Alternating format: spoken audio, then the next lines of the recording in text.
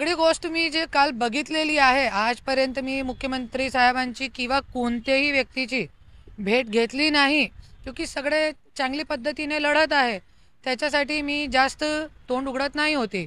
पण काल जे बघितलेलं आहे की सुरेश धस भाऊ भेटण्यासाठी गेलेले आहे, तो कुठे ना कुठे कोणीतरी आणि सगळ्यांना मिळून एकमेक मिळून हे मुद्दा धरून चालावं लागेल आणि कुठे ना कुठे न्याय दिलवाण्याचा प्रयत्न करायला पाहिजे आपल्याला. त्याच्यासाठी मी आता विचार केलेला आहे की माझ्याकडे पण खूप काही पुरावे आहे, हे सगळे मी देवेंद्र फडणवीस साहेबांना देणार आहे आणि धनंजय मुंडेची राजीनाम्याची मागणी करणार आहे.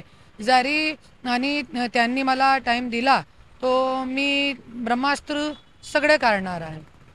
काय नेमके असे प्रकार आहे खूप काही आहे आणि ते मी त्यांनाही पहिल्यांदा मी सांगणार आहे.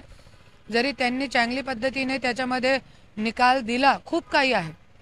तुम्हाला माहित आहे भगीरथ बियाणी प्रकरण आहे आणि आज खूप मोठे मोठे जे खून खराबे काय म्हणतात त्याला मर्डर केस ह्याच्यामध्ये निघत आहे आता.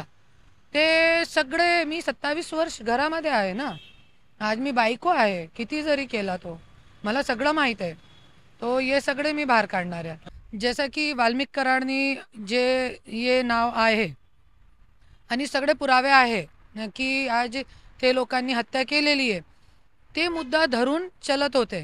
पण आज तुम्ही बघू शकताय की हे लोकांनी वेगळी पद्धती सुरू केलेली आहे. जसे की 2 दिवस अगोदर तुम्ही बघू शकताय की जितेंद्र वाड भाऊ आणि सुरेश धस भाऊ मध्ये वाद पेटण्याचं काम कोणीतरी केलेलं आहे आणि आज सगळे त्याच्यावरती दुर्लक्ष करून हे दोघांचे वादवरती लक्ष घालताय.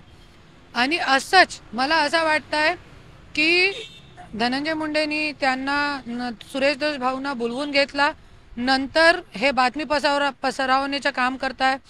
त्यांची जे छबी आहे कुठेतरी जे मुद्दा धरून घेतला होता कुठेतरी दुर्लक्ष करण्याचा हे लोक प्रयत्न करताय, राजकारण करताय एक निर्गुण हत्यावर.